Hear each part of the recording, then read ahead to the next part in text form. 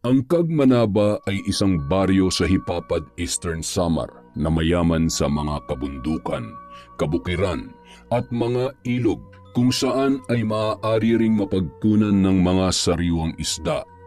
At dahil hindi pa masyadong kontaminado at marumi ang baryong yon ng mga panahon na yon, halos lahat ng prutas at gulay na nasa paligid ay maaari mong mapakinabangan ng walang pag-aalinlangan sapagkat ang mga yon ay kusa na lang umuusbong dahil sa taglay na lusog at kasaganahan ng lupa sa buong lugar. Bagamat ang lalawigan ay madalas kasama sa mga bahagi ng bansa na sinasalanta ng bagyo, mabilis namang nakakaahon ang mga tao doon. Ang kanilang kabuhayan kadalasan nanggagaling lang sa biyaya ng kalikasan. Kaya naman, naging mapag-alaga sila sa likas na yaman. Halika na mahal, at nang makakain muna tayo bago kami pumalaot nila Anding. Oo mahal, nandyan na. Masyado ka namang apurado. Teka, hindi ka daw ba dadaanan dito ni Anding? Ewan ko ba sa taong yun? Baka nalasing na naman kagabi sa pag-inom ng tuba kaya hanggang ngayon ay wala pa rin. Mag-aalas 3 na ng madaling araw. Hay nako, si Anding talaga. Palibhasa walang asawa at tanging sarili lang ang iniintindi ay hindi apektado kung may kikitain man siya o wala. Ikaw naman, hayaan mo na. Kumain na lang tayo. Ang sarap nitong ginisang saluyot at alugbati. Bagay na bagay dito sa tinapa na niluto mo kagabi. Ay, Artemio, mas masaya siguro kung 3 o 4 tayong magkakasabay na kumakain ngayon dito sa lamesa, no? Naiintindihan kong ibig mong sabihin, mahal. Nalulungkot ka na naman ba dahil hindi tayo nagkaroon ng anak? Ano ka ba naman? Hindi pa naman huli ang lahat. Malalakas pa tayo. Pwede naman nating subukan ulit. May awa ang Diyos. May awa ang Diyos? Kung meron kailan niya ibibigay sa atin ang anak na inaasam natin? Palagi akong nagdadasal sa kanya at humihiling kahit isa lang. Pero heto, malapit na tayong maging matandang hukluban pero wala pa rin. Tila nabibingi na yata siya sa mga panalangin ko. Susan, mahal, naririnig mo bang sarili mo? Huwag ka naman magsalita ng ganyan. Maraming tao sa mundo ang may magkakaparehong sitwasyon na kagaya natin. Yung iba nga dyan tinatawag pang menopause baby. Malay mo, isa tayo sa biyayaan ng Diyos ng ganon. Hindi ko alam, Artemio, kung aasa pa ako.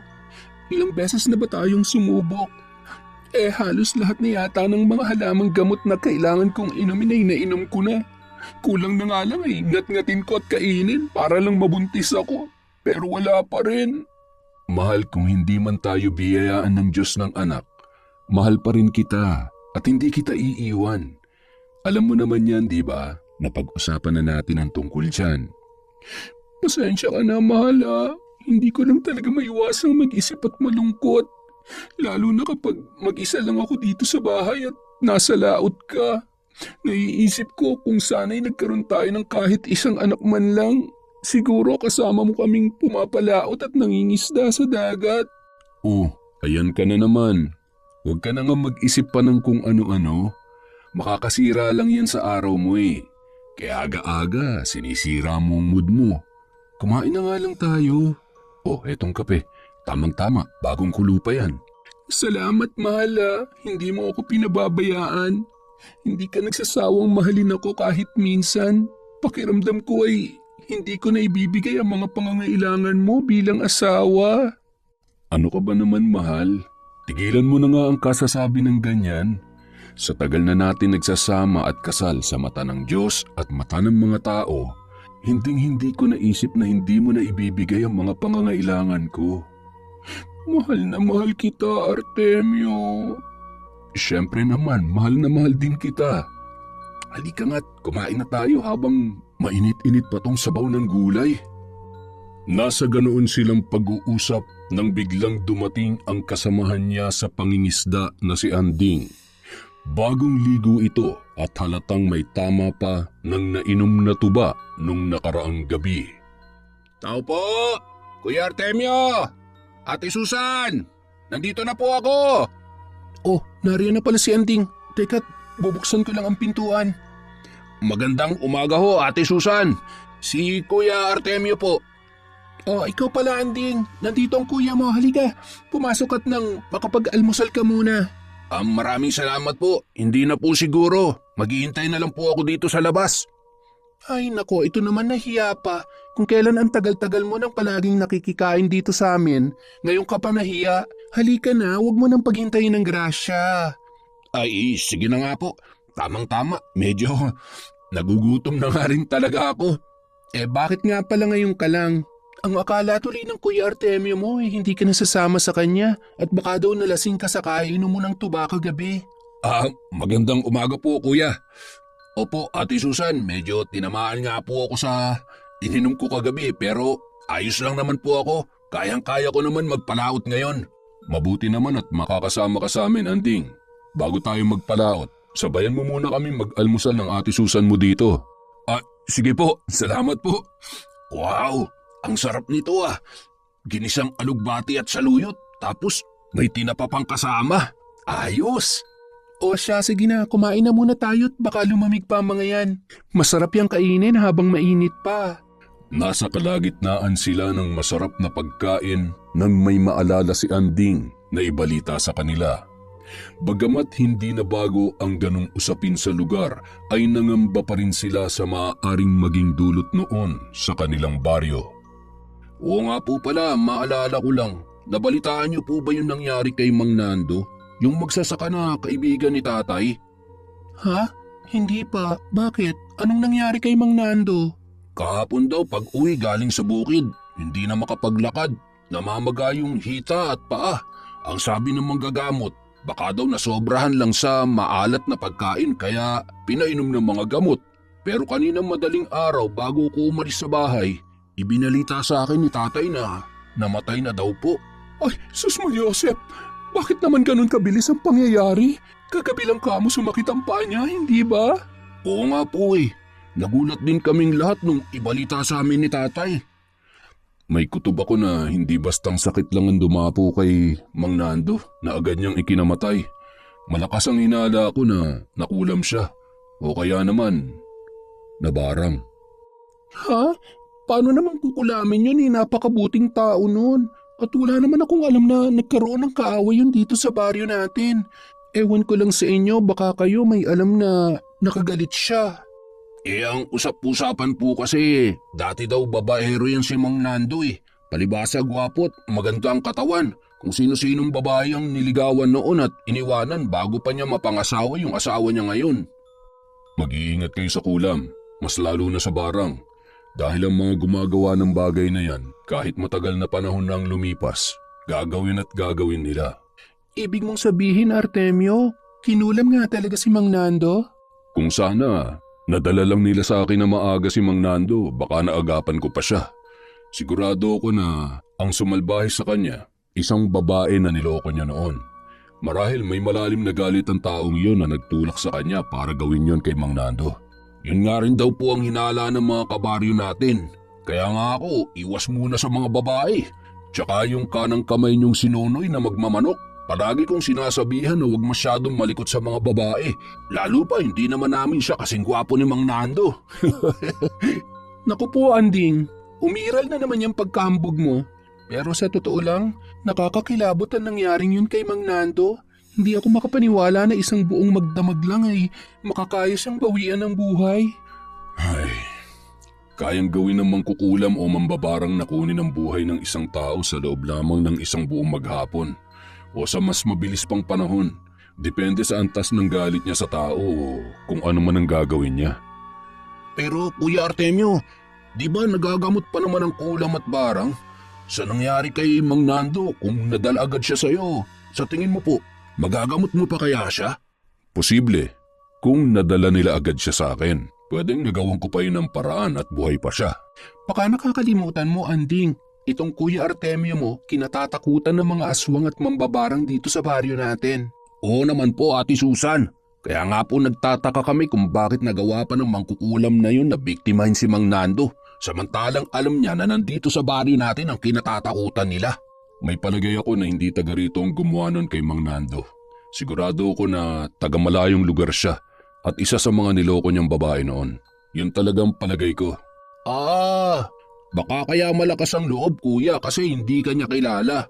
Pero ang tanong, bakit kung kailan may asawa ng bago si Mang Nando at ang tagal na panahon na siyang nagbagong buhay, saka pa lang siya ginantihan ng babae? Gaya nga ng sinabi ko kanina, ang pangkukulam ay maaari pa rin gawin kahit mahabang panahon nang lumipas. Hindi ito basta maaalis sa puso at isip ng taong gustong gumawa nun, lalo na kung may malalim na dahilan ang galit niya. Naniniwala ako sa sinabi mong yan, mahal. Ang lola ko noon ay namatay din dahil sa barang. Binarang siya ng kapitbahay nila na malaki ang inggit sa kanya dahil ang lola ko ang kilalang pinakamagaling na albularyo.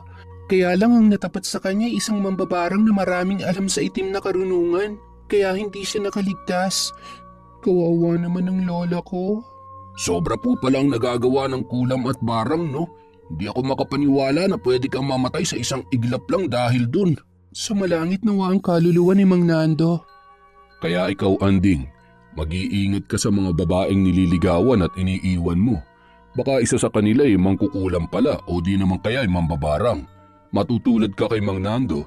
Ikaw naman kuya, hindi naman porke wala akong nobya magiging mapaglaro na ako sa mga babae. Lalo pa ngayon na nalaman ko tungkol kay Mang Nando. Hindi na muna talaga ako maghahanap ng babae.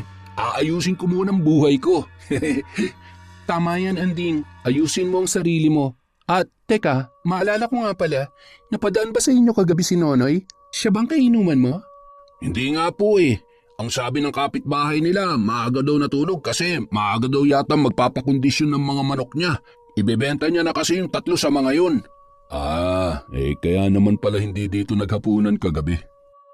Labis ang naging pangamba ni Susan nang mabalitaan ang tungkol sa kapitbahay nila na si Mang Nando. Hindi man niya lubos na kilala ang lalaki ay nakaramdam pa rin siya ng lungkot dahil minsan niya na itong naging suki sa pagbili ng mga tinatahi niyang punda at unan. Matapos ang usapan nila na yun ay nagpaalam na si Artemio at Anding na aalis na para magpalaot. Halos 15 minuto ang kailangan nilang lakarin bago makarating sa ilog kung saan naroon ang bangka ni Artemio. At mula sa ilog ay sasakay sila sa bangkang demotor papunta sa bayan ng Uras kung saan naroon ang karagatan at doon sila mangingisda. Bilang isang babae, napakalaking dagok ang kondisyon ng pagiging baog. Yun ang palaging tumatatak sa isip ni Susan. Pakiramdam niya ay isa siyang inutil at hindi magampanan ang pagiging asawa kay Artemio. Bagamat tanggap ng asawa ang kanyang kondisyon ay hindi niya maiwasan na panghinaan ng loob lalo na kapag nakikita niya ang kanyang mga kapitbahay na naglalakad sa labas ng kanilang bahay kasama ang kanilang mga anak. Mas lalo niyang nararamdaman ang pangungulila sa anak at hindi niya makumbinsi ang kanyang sarili na siya ay isang ganap na babae. Bukod pa doon, naging usap-usapan sa baryo ang pagiging baog niya at naging iba ang tingin at pagturing nila kay Susan. Ramdam niya ang pag-iwas ng mga ito at ang hindi magandang pagtrato sa tuwing siya ay kakausapin. Magandang araw po, Aling Berta. Baka gusto niyo pong kumuha ng mga punda. Hindi ba dati kumukuha kayo sa akin ng mga paninda kong punda? Nako, hindi na Susan. Hindi naman maayos ang pagkakagawa mo ng mga punda. Tsaka may pinagkukunan na ako, kaya hindi na ako makakakuha sa'yo. Ganun ba? Pasensya na kung hindi mo nagugustuhan ang mga gawa ko. Ganito na lang. Baka may kakilala ka na gustong bumili sa akin. Sabihan mo lang ako agad para may gawa ko sila. Alam mo Susan, huwag ka na mag-aksaya ng panahon. Halos lahat ng kumukuha sa'yo noon, di ba ayaw na rin nila? Kasi nga hindi maayos ang pagkakagawa mo. Tanging ang si Nonoy na lang ang nauuto mo para kumuha ng mga paninda mo. Sobra naman po kayo, Aling Berta. Ang sa akin lang naman, baka lang may ibang may gusto. Hindi naman po ako namimilit. Ay nako, ang hina mo talagang umintindi. Ang sabi ko walang may gusto ng gawa mo kasi mas maayos pa yung basahan namin sa bahay kesa sa mga pundang paninda mo. Ay teka Aling Berta, huwag mo namang gawin yan. Pinaghirapan ko ang mga pundang yan. Talaga pinaghirapan mo pa yan sa lagay na yan? Kaya pala mukhang mas pamunas pa sa sahig. Aling Berta, huwag niyo naman pong ganyanin yung mga paninda ni Ate Susan. Kung hindi kayo bibili, huwag niyo naman sanang dumihan kasi pinaghirapan niyang gawin yan. Ayos lang po ba kayo, Ate Susan? Ayos lang naman ako, Nonoy. Maraming salamat. Oh, nandito na pala yung nag-iisang tanga na laging nakasunod sa inyong mag-asawa. Di magsama kayo. Diyan na nga kayo, mga walang kwenta. Ang sama ng matandang yun ah. Kung hindi lang siya matanda, baka nakalimutan kong lalaki ako. Kung kailan tumanda, saka pa nawalan ng modo. Hayaan mo na siya, Noy. May mga tao talagang ganyan. Kailangan nila ng lubos na pangunawa. Nako, Ate Susan, napakabait mo. Ba't hinahayaan mo lang sila na ganyanin ka? Kapag nalaman niya ni Kuya Artemio, ewan ko na lang kung hindi sila matauhan. Nonoy, mangako ka na hindi mo sasabihin kay Artemio yung nangyari, ha? Bakit naman ate? Halos kalad-karing ka na nung matandang yun kaninong. Ipinahiya ka na sa mga tao tapos ayos lang sa'yo? Nonoy, hayaan mo na. Baka may pinagdadaanan lang yung tao at baka hindi lang maganda yung gising niya. Kilala naman natin si Aling Berta. Lilipas din ang galit nun. Ewan ko ba sa mga taong yan? Sila na nga tong pinapakitaan mo ng maayos, sila pa tong masama ang turing sa'yo. Kundi ko pa alam, ang dami nang nakuha sa inyo niyan noon. Hindi nga nagbabayad yan eh. Hindi nyo rin sinisingin. Tapos ngayon, siya pa tong matapang. Psst! Nonoy, tama na yan ha? Sobra na yan. Labas na sa nangyari kanina yung sinasabi mo. Matagal na yon kaya kalimutan na lang natin. Sige ate, pasensya na. Hindi ko lang kasi kayang makita na ginaganong ka ng taong yun. O ng kahit na sino pa kasi napakabuti nyo eh. Hanga lang ako sa kabaitan ninyo. Okay na, kumalma ka na, tapos na ang gulo. Halika na't umuwi na tayo at pauwi na ang Kuya Artemio mo. Malapit na rin magtanghalian. Kailangan ko pang ipaghanda na makakain ng kuya mo. Naku, kung naging lalaki lang yun si Aling Berta, naging Berto, kahit matanda siya, makakatikim talaga siya sa akin. Ganito oh, pak, pak, pak. Ay nako, ikaw talaga, tumigil ka na nga dyan. Si Nonoy ang kanang kamay ni Artemio. Siya ang palaging naroon kapag kailangan nila ng agarang tulong. Mahilig siyang mag-alaga ng mga manok, ngunit sa huli, ibinibenta lamang niya yon kapag nagsawa na siya sa pag-aalaga. Karamihan sa mga manok na alaga niya ay pawang mga pangsabong at inilalaban sa bayan ng oras sa araw ng fiesta. Bagamat makulit at bata pa si Nonoy kumpara sa edad nila, ay kinagigiliwan siya ng mag-asawa dahil lagpas sa ulo ang respeto ng binata sa kanilang dalawa. Nang makauwi sila ay wala pa sa bahay si Artemio. Agad na inilabas ni Susan ang mga gulay na pinamili nila sa dinaanan nilang talipapa at tumulong naman si Nonoy sa paghiwa ng mga yun matapos hugasan sa tubig poso sa likod bahay. Nasa ganoon silang kaganapan nang dumating si Artemio. Ano ba yung nabalitaan ko na ipinahiya ka raw kanina ni Aling Berta sa talipapa, Susan? Ha? Wala yon mahal.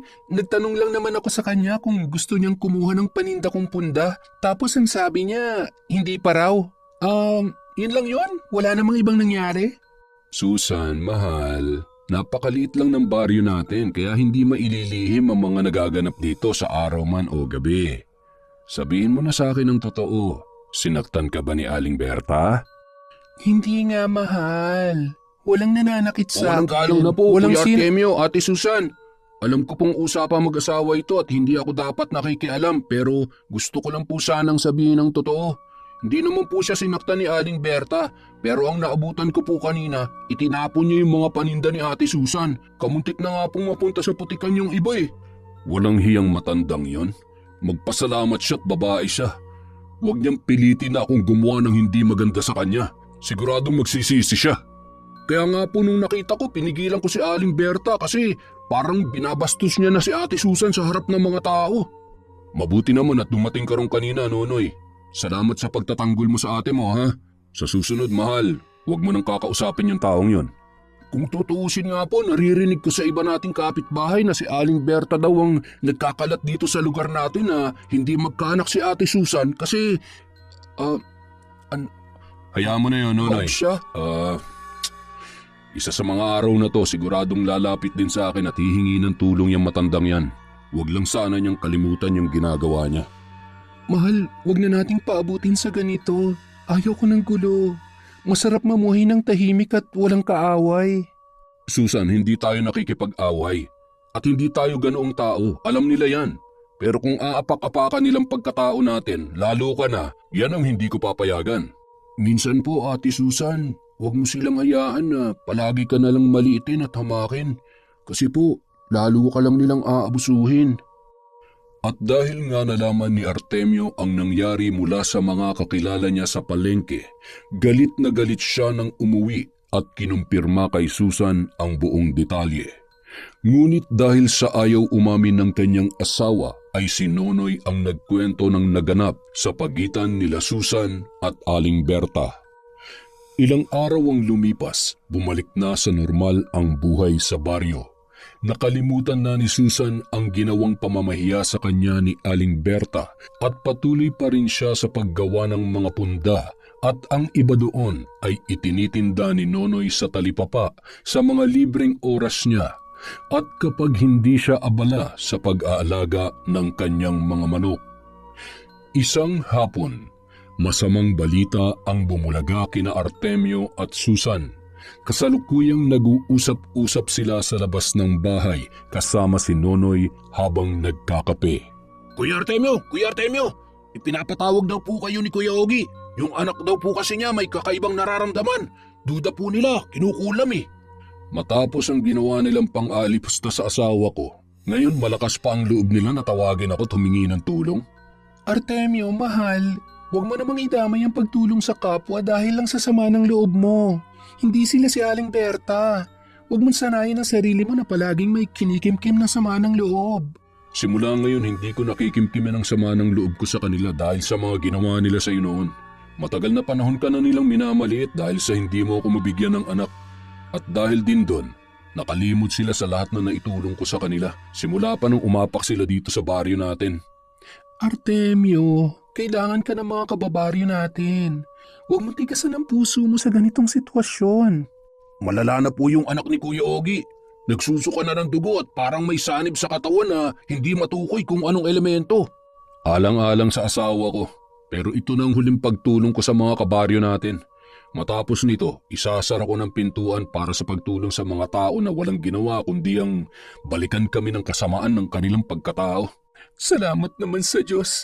Sige na mahal, pumunta ka na doon at kailangan ka na ng anak ni Ogie. Matapos maglabas ng sama ng loob ni Artemio, sa huli ay napapayag din siya ng asawa na tulungang gamutin ang isa nilang kababaryo na ang pangalan ay Jerry. Isinama niya si Nonoy gaya ng nakasanayan nila sa tuwing manggagamot siya. Pagdating pa lang niya sa bahay nila Jerry ay kakaiba na ang kanyang naramdaman. Tinitigan niya sa mata ang binata. Ayoko sa'yo. Lumayas ka dito. Hindi kita kailangan. Hindi rin ikaw ang kailangan ko. Ang kailangan ko ay ang katawan ng batang yan. Lumayas ka sa katawan niya kung ayaw mong ako ang magpalayas sa'yo. Kamatayan! Kamatayan! Yan ang nais ko sa katawan ng batang ito. Kaya wala ka nang magagawa pa. Huminahon ka lang. Ang init ng ulo mo eh. Kung ayaw mong masaktan, palayain mo na ang katawan ng batang yan.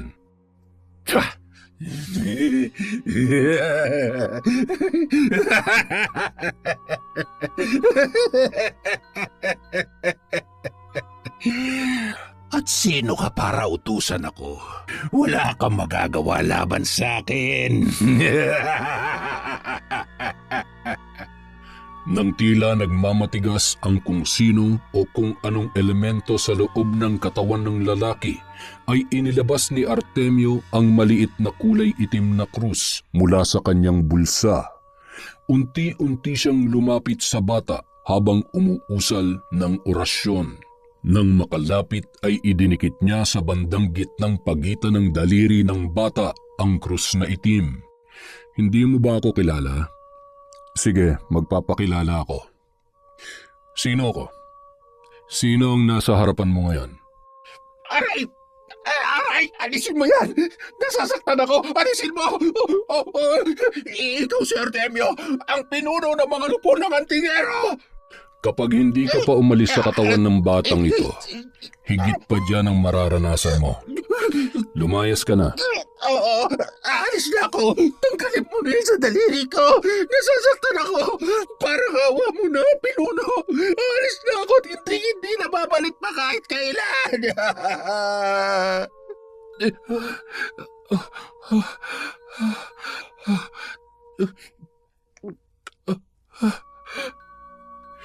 At nagpatuloy pa rin sa pag-usal ng orasyon si Artemio habang idinidikit pa rin sa pagitan ng mga daliri ng bata ang krus. Lalo namang nagkikisay ang bata at maya-maya pa ay nanghina na ito at nawala ng malay. Unti-unti nakita nila na tila umaliwalas na ang muka ng batang lalaki at nasaksihan nila na mahimbing na itong nakatulog dahil sa pagod. Ito ang halamang makabuhay. Dinasalan ko na yan bilang pangontra para hindi na siya balikan ng mangkukulam o kung ano man yung naglalaro sa kanya. Ilaga mo yan at ipainom sa kanya sa loob ng 7 araw tuwing 6:00 ng gabi. Maraming salamat, Kuya Artemio.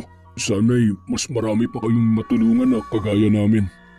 Sige na, tutuloy na ako at mag-isa lang ang asawa ko sa bahay. Mag-iingat kayo dito. Nanay, halika na. Tanggapin niyo po ito. Pasensya na at mga gulay lang ang kaya naming ipambayad sa inyo. Salamat, pero hindi na sana kayo nag-abala pa. Akin na po, Kuya Ogie. Sayang yan. Isang basket ng mga gulay din yan. Sariwa pa lahat. Ang sarap nito. Tiyak, magugustuhan to ni Ate Susan. Kukunin ko na to, Kuya Artemio, ha? Bahala ka. Tara, umuwi na tayo. Swerte naman.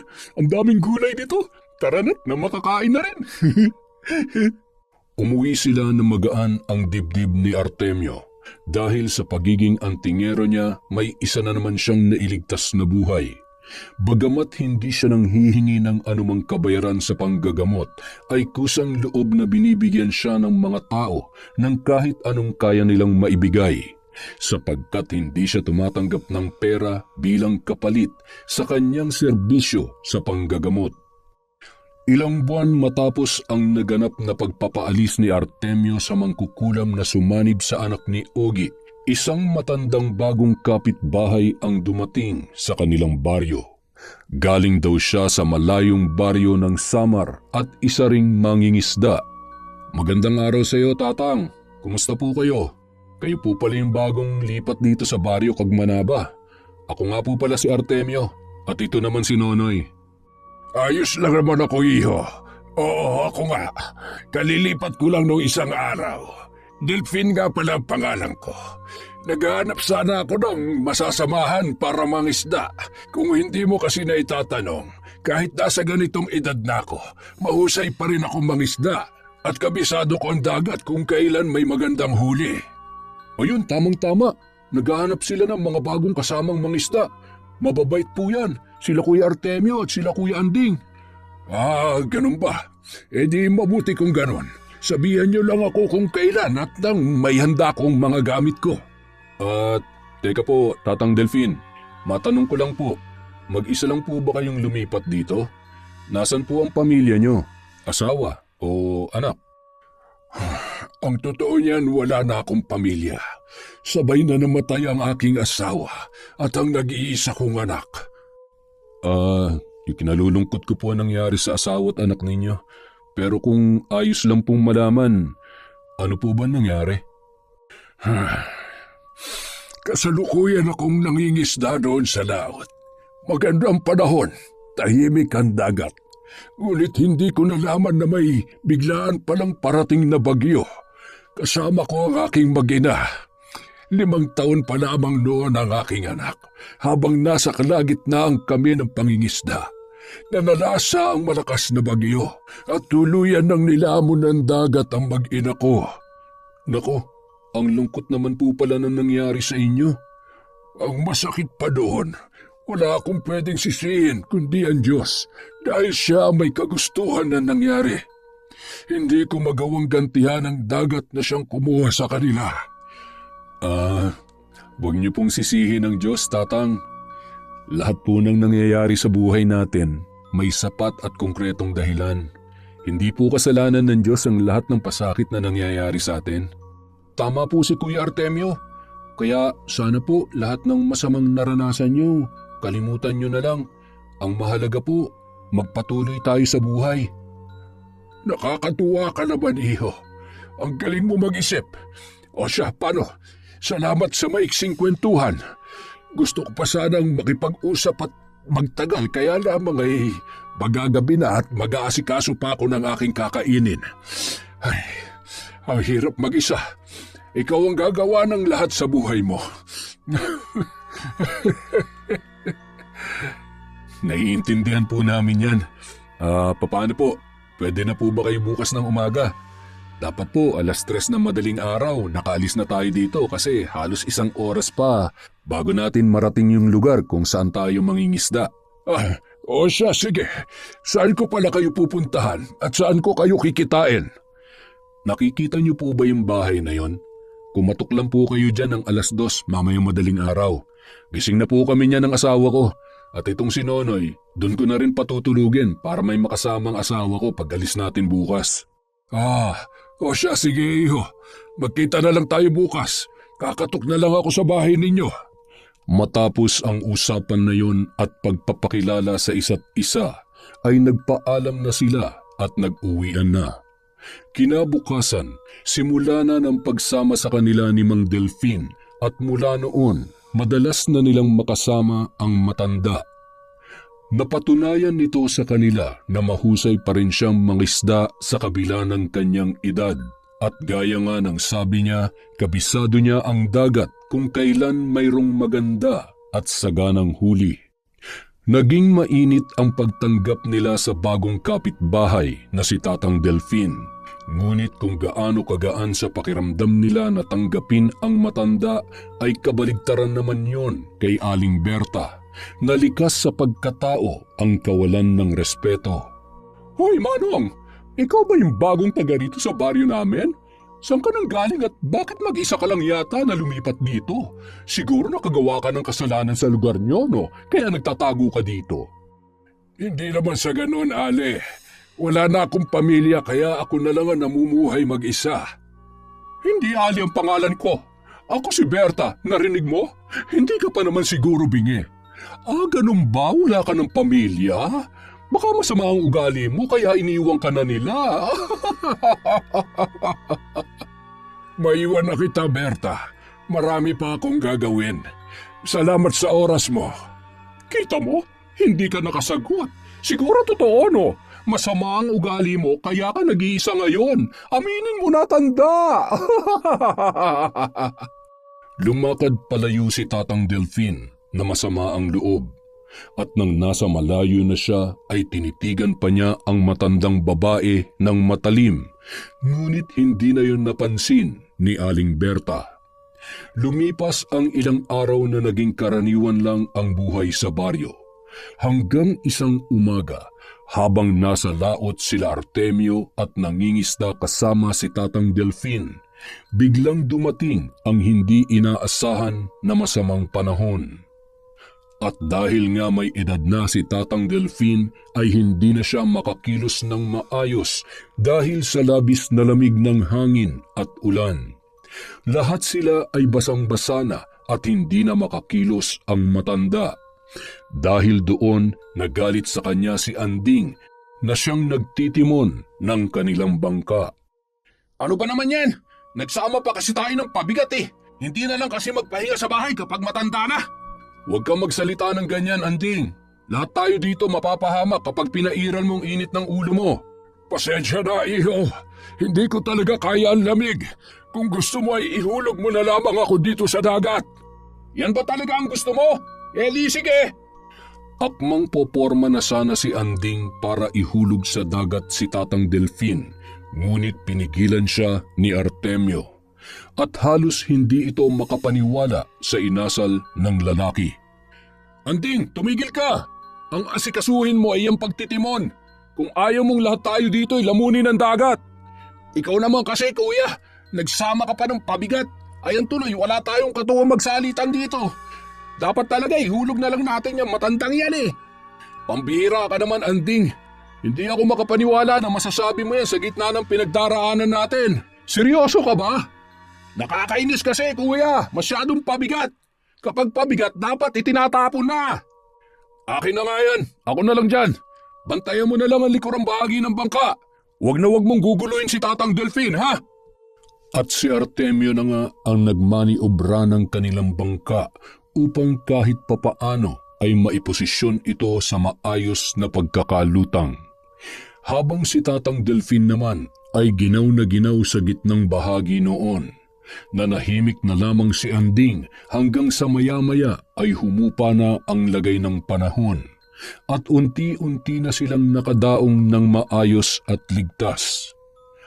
Nang makauwi, ikinuwento ni Artemio kay Susan ang tungkol sa nangyari sa kanila sa gitna ng dagat, maging ang sinabi ni Anding na gusto niyang ihulog si Tatang Delfin. Dahil wala silang nahuling isda ay labis ang pagkagalit ni Anding at ang sinisisi niya ay ang naturang matanda. Matapos ang tagpong yun, hindi na muling sumama pa sa kanila si Tatang Delfin. Ang katwiran niya ay masama ang kanyang pakiramdam at hindi niya kayang magpalaot. Naiintindihan naman yon ni Artemio at tila pabor naman kay Anding. Ngunit ang pagtanggi na yon pala ng matanda ang magiging matinding banta sa kanilang baryo. Ano ito? Ano nangyayari sa akin? Kahit pilitin kong baguhin ang sarili ko at iwasan ang pambabarang ay tila may malakas na pwersa na nagtutulak sa akin para gawin yon. Ayoko na. Marami na akong napinsala. Marami na akong napatay noon. Si Teresa na anak ni Loida. Si Nando na dating nobyo ng pamangkin ko. At marami pang iba. Ayoko na! Habang pinipigilan ang sarili ay tila mas lalo lamang nauuhaw sa nais gawin ang kanyang katawan. Hindi nakikipagkasundo sa kanyang sarili ang kanyang isipan. Parang isang bisyo na hindi niya kayang iwasan ang pambabarang na dati niya nang nagawa ng maraming beses. Hinahanap-hanap ito ng kanyang pagkatao. Mahina at matamlay siya nitong mga nakarang araw dahil hindi niya nagagawa ang pambabarang. Maya-maya tila gutom na gutom at naglalaway na kinuha niya sa lumang kahon ang mga kagamitan niya sa pangbabarang. At doon ay isa-isang inilabas ang laman noon. Hanggang kinabukasan, gulat na gulat ang buong baryo sa biglaang nangyari kay Anding. Kuya Artemio, Ate Susan, may nangyari po kay Kuya Anding. Ano bang problema, Nonoy, at humahangos ka? Bakit? Anong tungkol kay Anding? Umupo ka nga muna at uminom ka ng tubig. Ano ba nangyari sa'yo at bigla kang napasugod ng ganitong oras ng gabi? Si Kuya Anding po kasi, kaninang umaga maayos pa. Nakausap pa nga daw nila Aling Berta, pero nung bandang hapon na, hindi na siya makakita. Parang may buhangin daw yung magkabilang mata niya. Tapos nitong gabi lang, suka na siya ng suka. Pero ang lumalabas sa bibig niya, mga malalaking langaw at ang dami-daming langaw, kuya. Binabarang si Anding. Diyos ko, Artemio, mukhang kailangan ka ni Anding ngayon. Ay, sino na naman kaya nagkakalat ng lagim dito ngayon? Akala ko ba, napaalis mo na yung mangkukulam na ng biktima sa anak ni Ogie? Oo nga eh, pero malay ba natin kung sinong gumagawa ng pambabarang ngayon dito sa lugar natin? Nakakatakot, kuya. Tapos nakita ko kanina yung mata ni Kuya Anding. Sobrang lumalim. Parang walang naman. Kulay itim na. Tsaka yung itsura ng mukha niya. Nako, kuya, para ng bungo. Ay, kinikilabutan talaga ako. Mahal, puntahan mo na si Anding. Bilisan mo na para abutan mo pa siya. Baka kung anong mangyari sa kanya. Halika na, Nonoy. Samahan mo ko sa bahay ni Anding. Matapos nilang mag-usap-usap, agad na dinampot ni Susan ang mga kagamitan ni Artemio sa panggagamot at agad na iniabot yon sa kanyang asawa. Nagmamadaling tinungo nila Artemio at Nonoy ang bahay ni Anding. Sa kasamaang palad, kahit halos lakad-takbo na ang ginawa nila Nonoy at Artemio para agad na marating ang bahay nila Anding, hindi na nila naabutan pang buhay ang kaibigan. Ang huling nasaksihan na lamang nila ay ang pag-iyak ng mga kaanak at walang buhay na katawan na base sa paglalarawan ni Nonoy ay lubog na ang mga mata, maiitim na parang inukit at naging itsurang bunguna ang kanyang muka. Bagay na nakumpirma ni Artemio pagkakita niya sa bangkay ng kanyang kaibigan. Nung mga oras na yun, pakiramdam ni Artemio ay wala siyang silbi dahil wala siyang nagawa para iligtas si Anding. Aaminin niya na minsan may ugaling masama ang kanyang kaibigan pero sa tagal ng kanilang pinagsamahan ay hindi pa rin mapapalitan ang ilang kabutihang nagawa nito sa kanya. Sa unang gabi ng lamay ni Anding ay naroon sila Artemio at Nonoy, ngunit si Susan ay hindi na nakasama. Bagamat ay nagpaabot na rin siya ng pakikiramay sa mga kaanak ng lalaki. Wala talaga akong kwenta. Napakawalang silbi ko, Nonoy. Wala man lang akong nagawa para iligtas ang buhay ni Anding. Huwag mo nang sisihin ang sarili mo, kuya. Kilala ka namin at ikaw ang pinuno ng mga antingero dito sa baryo. Naunahan ka lang talaga ng mambabarang kaya nakatsamba siya. Yun na nga, Nonoy. Sa lahat ng mga nailigtas ko at nagamot ko laban sa mga masasamang elemento, si Anding pang hindi ko nagawa ng paraan para maalis sa tiyak na kapahamakan. Ganun po talaga, kuya. Baka hanggang dun na lang ang buhay ni Kuya Anding. Tsaka di ba, ikaw na rin na nagsabi, lahat na nangyayari sa buhay ng tao, may sapat na konkretong dahilan. Hindi ko lang matanggap na wala akong nagawa para matulungan si Anding. Pero nariyan na yan. Wala na tayong magagawa pa. Ang kailangan na lang natin ngayon, tanggapin ang sinapit niya. Nasa ganoon silang pag-uusap nang biglang dumating sa gitna ng mga tao si Tatang Delfin. May dala pa itong bulaklak bilang alay kay Anding. Lumapit siya kay Artemio at nagsalita. Nakikiramay ako sa kaibigan mo at sa mga kaanak niya, iho. Ano bang nangyari sa kanya? Sabi po ng mga tao dito na barang daw kasi sumusuka siya ng malalaking bangaw at iba pang insekto bago siya namatay. Ay, ganun ba? Sino kaya ang gumawa noon? Nalaman ba nila kung sino? Yun nga po ang masaklap ni hindi ako nakagawa ng paraan para alamin man lang sana kung sinong gumawa nito sa kanya. Kasi pagdating namin, nakuha na siya ng mambabarang. Wala na po siyang buhay. Lagot niya mambabarang na yan kapag nalaman ni Kuya kung sino siya. Hindi ba niya alam na si Kuya Artem yung pinakapinuno ng mga antingero dito? Swerte niya hindi umabot si Kuya. Ay, ikaw bang tinutukoy ni Nonoy na pinuno ng mga antingero dito, iho? Ako nga po. Bakit po? Malaman ko lang talaga kung sino yung lintik na mambabarang na yan. Dila lang niyang walang latay sa akin. Tuturuan ko siya ng leksyon. Kawawa naman si Anding. Sana'y mahuli na kung sino man ang gumawa nito sa kanya. Yan po ang sunod kong gagawin, Tatang Delfin. Aalamin ko kung sino talagang bagong mambabarang dito sa baryo. O siya, sige iho. Nonoy, uuwi na ako ha. Sumilip lang ako kay Anding. Pakiabot na lang itong bulaklak sa mga kaanak niya. Teka lang po, Tatang Delfin. May tanong po ako. Ay, ano yon, iho? Hindi pa rin po ba kayo sasama sa amin sa pangingisda? Matagal na po yata kayong hindi nakakasama. Sa totoo lang, Artemio, dinamdam ko ng labis ang sinabi at ginawa sa akin noon ni Anding Pero nakalimutan ko na yon. Ayaw ko na lang sumama dahil ayaw ko nang marinig ulit yung masasakit na salitang sinabi niya sa akin. Wala na po siya, Tatang. Hindi pa rin po ba kayo sasama? Hayaan mo at pag-iisipan ko, iho. Sasabihan na lamang kita kaagad kapag nakapag-desisyon na ako. Sige po, Tatang Delfin. Mag-iingat po kayo sa pag-uwi. Salamat sa pagbisita kay Anding. Ipapaabot ko na lang po itong bulaklak sa mga kaanak niya. Hindi na po ba kayo magpapaalam sa kanila? Ay, hindi na, iho. Nagmamadali ako at gumagabi na rin masyado. Medyo may kadiliman na ang daan. Sige po. Salamat po ulit at mag-iingat po kayo. Mabilis na lumipas ang mga araw at matagumpay na natapos ang paglilibing kay Anding. Ngunit pagkatapos ng unang gabi na nagpakita doon si Tatang Delfin, hindi na nila ito muling nakita pa, maging hanggang sa naisagawa na ang libing ni Anding. Ang buong akala ng mga taga-baryo ay yun na ang huling delubyo ng pambabarang sa kanilang lugar. Ngunit isang nakapaninindig balahibong pangyayari na naman ang sumunod na naganap sa kanilang baryo. Sa kabilang banda, may isang taong muli na hindi mapakali at tila inaatake ulit ng bisyo na hinding-hindi niya kayang paglabanan.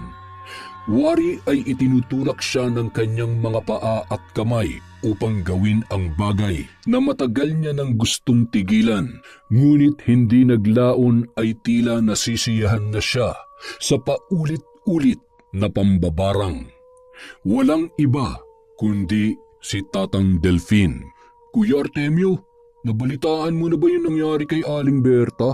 Gaya ng mga nauna, ang hinala ng mga tao, binabarang daw siya. Bakit?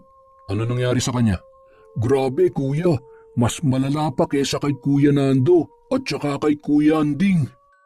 Kailan pa yan nangyari sa kanya?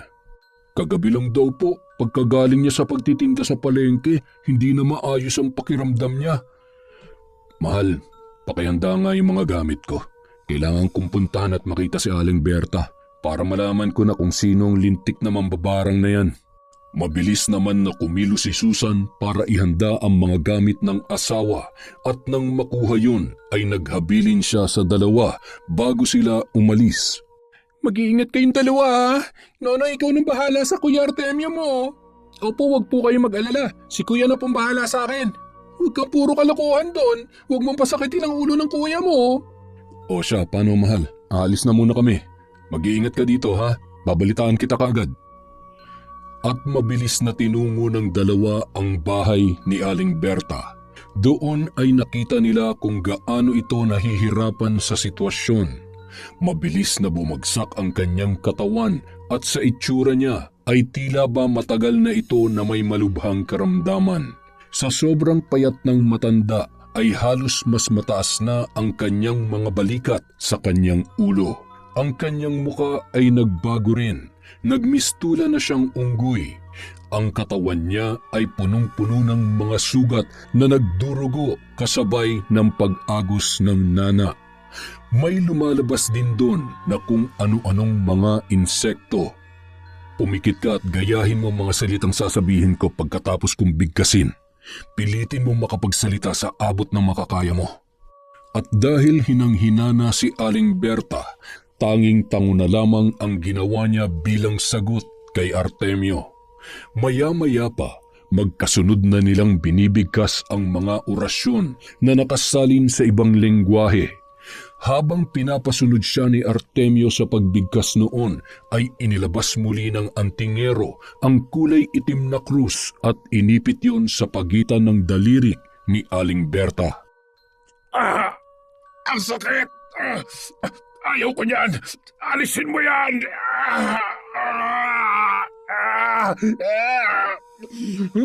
Sino ka? Bakit mo ginagambala ang matandang ito? Bastos ang matandang babae na ito. Hindi marunong gumalang sa mas nakatatanda sa kanya.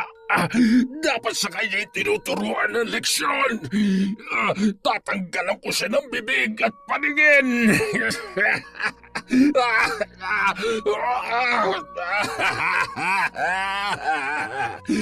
Magpakilala ka tayong dalawa magtos ng harapan.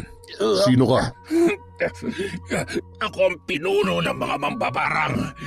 Marami na ako napatay sa pamamagitan ng pambabarang. At itong matandang ito, ang nais kong isunod. Hindi mo ako makikilala kahit na anong mangyari. Nagpatuloy si Artemio sa pag-oorasyon. At habang ginagawa niya yon ay labis ang galit sa pagsigaw ng boses ng lalaki sa katawan ni Aling Berta. Makailang ulit pa itong dumura ng kung anong likido sa mukha ni Artemio. Mabuti na lang at nakakailag siya mula dito. Hanggang sa nawala na ang sanib sa katawan ni Aling Berta. Nawalan ng malay ang matanda hanggang sa inalis na ni Artemio sa mga daliri nito ang krus na nakaipit doon. Maya-maya, tila himala na nawala ng kusa ang mga sugat ni Aling Berta at ang mga insekto ay parabang dumaan lang sa katawan niya. Nagbalik din sa normal ang kanyang itsura at nagising ito na walang kaalam-alam sa mga nangyari. Samantala, makalipas ang 1 linggo, isang umaga at hindi nagpalaot si Artemio, nagising sila sa sigaw ng isang tao sa labas ng kanilang bahay. Naririnig nila na parang may bumabato sa kanilang bubungan. Naririnig din ang malakas na boses ni Aling Berta at tila galit na galit. Tila wala talaga siyang kaalam-alam na si Artemio pa ang nagpagaling sa kanya nang mabarang siya 1 linggo ang nakakalipas. Hoy Susan! Lumabas ka dyan sa lungga mo! Ikaw ang salot dito sa lugar natin! Ikaw ang mangkukulam! Ikaw ang pumatay sa pinsan kong si Anding at ikaw din ang kumulam sa akin! Aling Berta, huminahon po kayo. Wala akong alam sa mga ibinibintang ninyo. Nagmamaang-maangan ka pa? Sino ba ang mambabarang? Sino ang mangkukulam? Yang asawa mong si Artemio? Mga hayop kayo? Huwag kayong duwag! Lumaban kayo ng patas! Harapin niyo ako! Alam niyo, Aling Berta, matagal na kayong ganyan. Matagal na kayong galit sa asawa ko at hindi ko alam kung anong dahilan. Dahil sigurado ako na siya ang nangkulam sa pinsan ko at sa akin. Siya lang naman ang naging kaaway ko dito sa baryo. Ilabas mo yung asawa mo at kami ang magtutuos. Ayaw na namin mag-aksaya pa ng panahon sa inyo, Aling Berta. Basta ang alam ko, wala kami masamang ginagawa ng asawa ko. Katunayan nga po, ako pa ng gamot sa inyo nung nakulam kayo ng 1 linggo. Nakalimutan nyo na ba? At saka, hindi lang si Susan na nakasamaan nyo ng loob. Marami dito sa baryo natin na may ayaw sa ugali nyo. Talaga? Wala ka namang kwentang manggagamot Wala kang kwentang antingero. Hindi mo nga nagawang iligtas si Anding. Basta mo na lang hinayaan na mamatay ang pinsan ko. Hindi mo alam ang mga sinasabi mo, Aling Berta. Hindi mo rin alam na si Artemio nagpalaya sa iyo mula sa mambabarang. Kung ako sa inyo, umuwi na lang kayo. Nakakabulaho kayo ng mga kapitbahay. Ang aga-aga, istorbo kayo. Mambabarang, mangkukulam, aswang, mga lahi kayo ng masasabang elemento. Kayo ang salot dito sa baryo. Isarado mo na nga lang yung pinto, Susan. Wala tayong dapat ipaliwanag sa taong yan. Siyang tunay na magulo at masamang tao. Sana'y malaman at mapatunayan na natin kung sino talagang tunay na gumagawa ng pampabarang dito sa baryo natin nang hindi na ako pinagbibintangan ni Aling Berta. Huwag kang mag-alala, mahal. Gagawin kong lahat ng aking makakaya para alamin kung sino nasa likod ng pambabarang na nangyari kay Anding at sa kanya. Konting panahon na lang ang kailangan kong gugulin. Hangad kong tagumpay mo, mahal. At naniniwala naman ako na kahit kailan ay hindi nananaig ang kasamaan laban sa kabutihan. Labis ang pagkapahiya ng mag-asawang Artemio at Susan sa ginawang pag-ieskandalo ni Aling Berta. Ngunit sa huli, mas pinili ng mag-asawa na kumalma at huwag na lamang pansinin ang nagwawalang matanda sa harapan ng kanilang bahay. Ilang saglit pa ang lumipas, umalis na rin siya dahil sa pagsaway ng kanilang mga kapitbahay.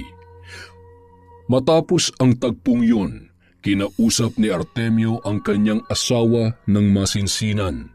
Ipinagtapat niya dito ang lahat at tunay na naging resulta ng panggagamot niya kay Aling Berta. Sigurado ako na hindi pa rin titigil ang mambabarang na gumagambala sa baryo natin, Susan. Nararamdaman ko na isa sa mga araw na ito, babalik siya sa katawan ng kahit na sino. Ha? Anong ibig mong sabihin, mahal? Di ba napalis mo na yung huling mambabarang na gumambala kay Aling Berta? Nakakalungkot nga lang dahil hindi man lang yan ipinagpasalamat sa iyo ng matanda. Mahal, may ipagtatapat ako sa iyo. Makinig ka. Hindi ko lubusang napalis ang mambabarang sa sistema ni Aling Berta noon. Malakas ang loob ng mambabarang na ito. Ayaw niya magpakilala at ayaw niyang tuluyang umalis. Sa tono ng boses niya, parang punong-puno siya ng hinagpis at sama ng loob. Diyos ko, totoo ba yan, Artemio?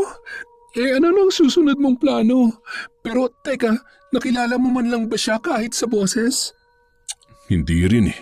Sa pambabarang, hindi mo basta-basta mabobosesa ng mambabarang.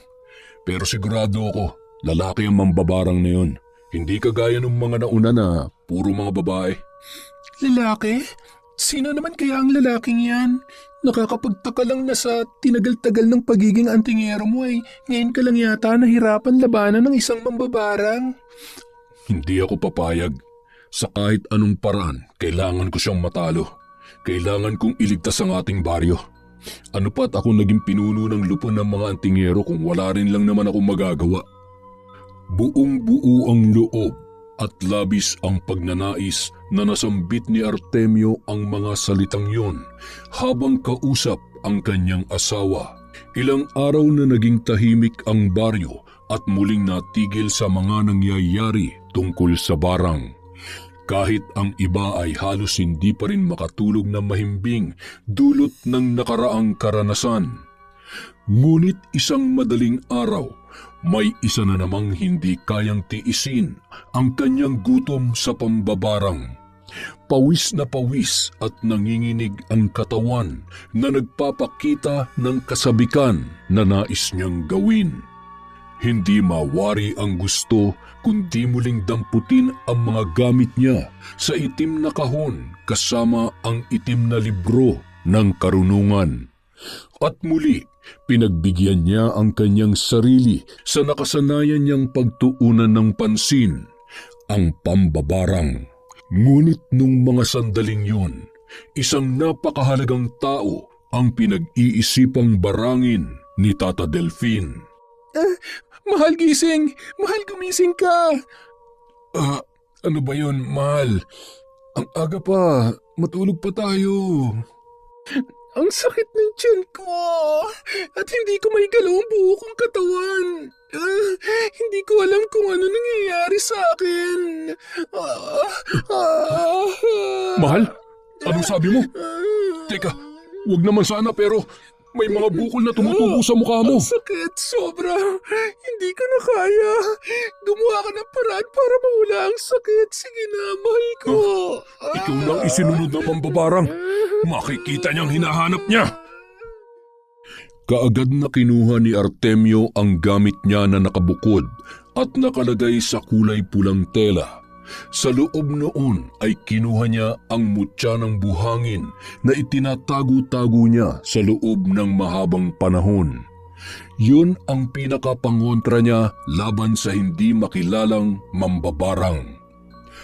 Pagkabalik niya sa kinaroroonan ng kanyang asawa ay nakita niya na isa-isa nang nagpuputukan ang mga bukol ni Susan sa muka at lumalabas doon ang mga kulay itim na uod at mga bangaw na tila gutom na gutom at handa pang itlugan ang mga sugat na yon.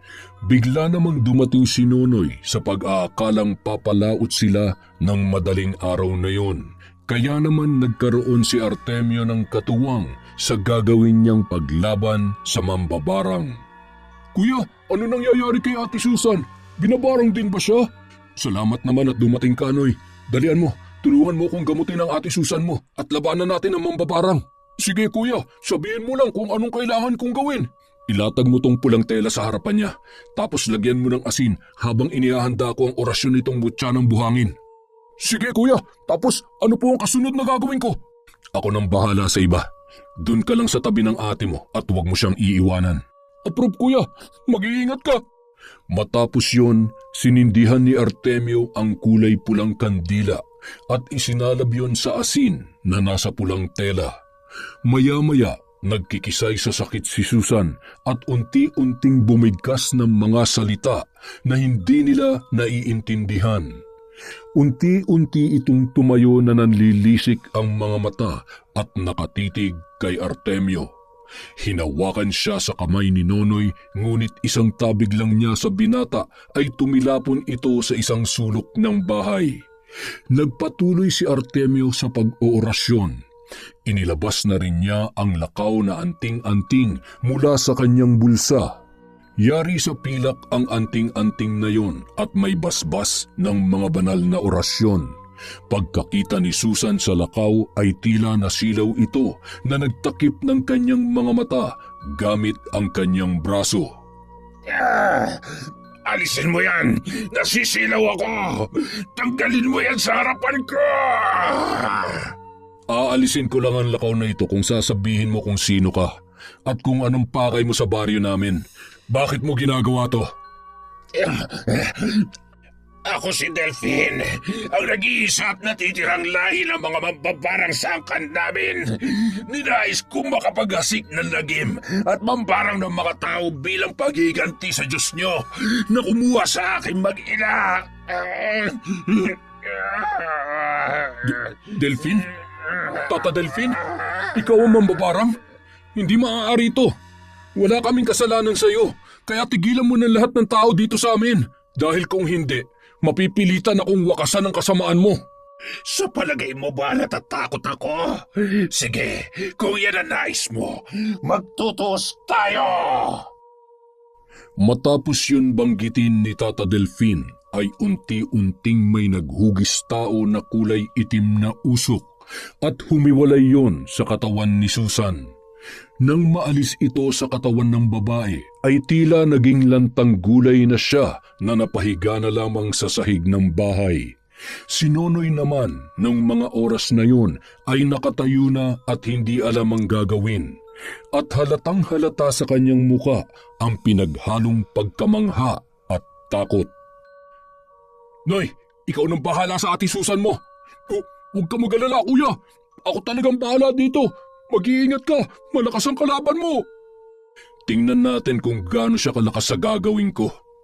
Parang kasing bilis ng pusa na tumalon si Artemio palabas ng bahay at agad na nasundan siya ng itim na usok na hugis tao na si Tata Delphine. Itinali niya ang kulay pulang panyo sa kanyang ulo bago binunot sa kanyang tagiliran ang balaraw na yari sa pinagsama-samang tingga, tanso at bakal na may nakaukit na sinaunang mga salita. Hindi masayang mabuhay sa mundo. Bakit ba nais ninyo mabuhay pa dito? Hindi masayang mabuhay kung punong-puno ka ng galit at paghihiganti. Huwag mo nang idamay pa ang mga taong walang kinalaman sa masama mong nakaraan. Matapos sabihin yon ay kaagad siyang sinugod ni Tata Delphine at bumuga ito ng mga insekto sa harapan niya. Napatumba siya sa lupa at nakahiga nang muli niyang itapat sa mukha ni Tata Delphine ang lakaw. Napatras naman ang matanda pagkakita doon at mas lalo itong nagalit. Isinuksok muli ni Artemio ang balaraw sa kanyang baywang. Ikinumpas ni Tata Delphine ang kanyang mga kamay at tila kinokontrol niya si Artemio papalapit sa kanya. Tila may malakas na magnetong humihigop sa antingero para lumapit kay Tata Delphine. Lumakas ang hangin. Tila itinutulak noon ang lalaki upang lalong mapalapit sa mambabarang. Pinagsalikop ni Artemio ang kanyang mga palad na tila nagdadasal at ipinikit ang kanyang mga mata. Umusal siya ng kakaibang orasyon at nang malapit na siya kay Tata Delphine ay tila umaray ang mambabarang. Kapwa sila tumilapon sa magkabilang bahagi ng labas ng bahay. Hindi ako papayag na balutin mo ng kasama ng baryong ito. Mauuna kang mawala bago ang lahat ng tao dito. Talagang matigas ka, Artemio. Ikaw ang pinakamalaking balakid sa mga pinaplano ko.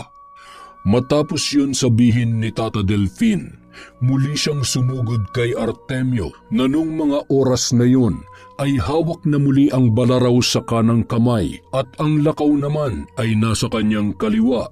Sa isang kisap mata lang, nasa harapan na ni Artemio si Tata Delphine. Sakal-sakal na siya nito sa kanyang leeg. Halos malagutan na ng hininga ang lalaki sa higpit ng pagkakasakal sa kanya. Pilit niyang iwinasiwas ang hawak na balaraw at isinaksak yun sa leeg ni Tata Delphine. Agad na napabitaw sa kanya ang mambabarang at bumagsak yun sa lupa. Uubo-ubo naman si Artemio na muling tumayo at nakita niya na nanghihina na si Tata Delphine. Galit na galit itong nagsalita habang nakatitig sa kanya. Lahat ng nilikha ng kinikilala niyong Diyos ay puro sakit at sama ng loob ang idinulot sa akin. Ang karagatan na kumuha sa akin mag-ina at kayong mga tao na palagi akong hinahamak. Gaya ng kaibigan mong si Anding at ang pinsan niyang si Berta. Sana'y tinuluyan ko na ang matandang babae na yon gaya ng ginawa ko kay Anding. Pero nakialam ka! Gaya ng sinabi ko, hindi ako papayag na masakop ng kasamaan mo ang baryo namin. Kaya kung ayaw mong bumalik sa pinanggalingan mo, ako mismo magpapabalik sa'yo. Mawala man ako, masaya pa rin ako dahil marami akong nasirang buhay. Marami akong nadamay na tao na walang kinalaman at nagawa kong magiganti at wasakin ang sangkatawan. Hanggang dyan na lang ang magagawa mo. Dahil kahit gaano kalakas ang kakayahan mo, kung pagwasak naman ang buhay ng mga taong layunin mo, hindi ka rin magtatagumpay. Kaya tapusin na natin to! Matapos ang mainit na palitan nila ng salita, ay galit na umatungal si Tata Delfin sa itim na usok na katauhan pa rin nito. Sa puntong yon, nakahanda na si Artemio. Habang nakatusok pa rin sa leeg ni Tata Delfin ang balaraw, hawak na ng lalaki ang mutya ng buhangin na kanina pa niya balak itusok sa dibdib ng kalaban. Ngunit hindi siya makakuha ng pagkakataon. Ang mutya ng buhangin ay isang patulis na maliit na hugis sibat at may buhangin na nakaukit, benditado at puno ng orasyon. Muli, nagpatuloy sa pagsugod si Tata Delfin at nagpagulong-gulong sila sa lupa. Hindi maitusok ni Artemio ang hawak na mutya ng buhangin sapagkat hindi niya makuha ang tamang posisyon sa dibdib nito. Nang mapunta sa ilalim na parte si Artemio, agad niyang kinuha ang pagkakataon at mabilis na itinarak sa gitna ng dibdib ng mambabarang ang hawak niyang patulis na mutya ng buhangin. Agad namang nanigas ang usok, tumirik ang mga mata, napatingala ito sa labis na sakit na naramdaman bago nakita ni Artemio na bumalik na ito sa anyong tao bilang ang tunay na si Tata Delfin. Dahan-dahan na bumagsak sa lupa ang matanda habang nakahiga si Artemio at agad niya itong hinawi bago pa ito tuluyang dumagan sa kanyang katawan.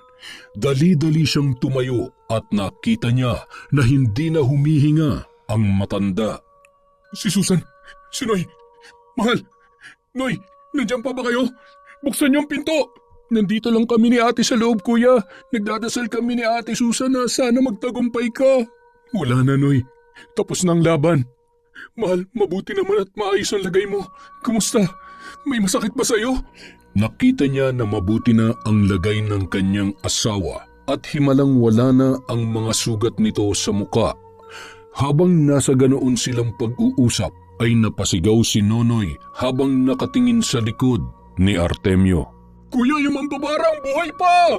Nang lumingon si Artemio ay bumungad sa kanya ang galit na muka ni Tata Delfin at akmang kakagatin siya nito sa leeg, ngunit agad niya itong nahawakan. Nagpambuno silang dalawa hanggang sa naidiin siya nito sa dingding ng bahay.